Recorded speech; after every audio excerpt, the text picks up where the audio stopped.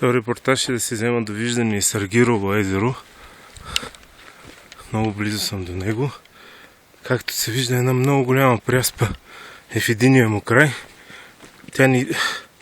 Езерото не изтича от тук, а от по-вдясно. Нагоре е връх Джално, където е слънцето. А от другата страна Ченгелчал. Малко съм уморен, че изкачвам един мър. Сега ще мина по пряспата. Много е нависоко. Това е, тук е 2400 метра. Ето го. Тук е пътеката маркираната. Ето я, маркировката. Бяло, зелено-бяло за хижа Пирин. Ето ми е зухарчето. Дошло му е сега времето. 28 юни е. Ето го. Има и други мизухари, ама още не са масови тук.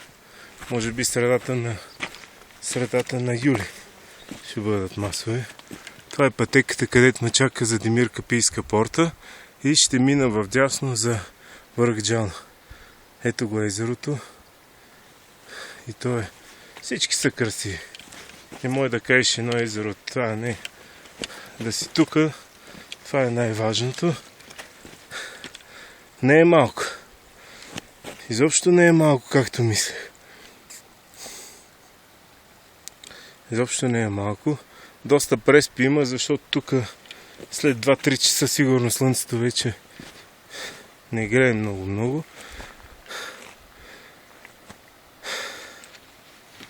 И така. Чао.